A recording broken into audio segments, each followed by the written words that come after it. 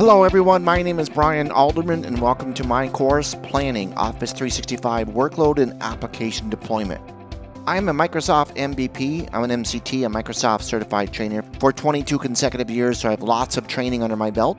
I'm an author of 4 published books. I speak at several SharePoint and Office 365 conferences around the world. I average about 15 a year. And I'm a trainer and consultant at my own company called MicroTechPoint. After creating your Microsoft 365 tenant and securing access to your tenant, you're going to want to populate data into the workloads like SharePoint, OneDrive, and Exchange.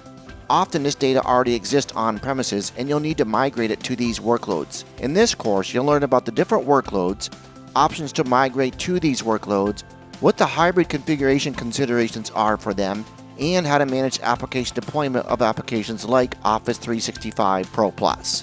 In this course, we are going to introduce and discuss migrating data to Microsoft 365 workloads, Microsoft 365 workload hybrid considerations, and managing deployment of ProPlus, Visio, and Project. By the end of this course, you'll understand the available workloads, data migration methods for the different workloads, considerations for hybrid implementations of these workloads, and the tools and options available for deploying Microsoft 365 applications like ProPlus, Visio, and Project. Before beginning the course, you should be familiar with your organization's Microsoft 365 deployment, have a general understanding of Microsoft 365 workloads being used on premises, which includes SharePoint, OneDrive, and Exchange, as well as what version of the Microsoft Office suite is currently being used on premises. I hope you'll join me on this journey to learn about Microsoft 365 workloads and applications with my Planning Office 365 Workload and Application Deployment course available here at Pluralsight.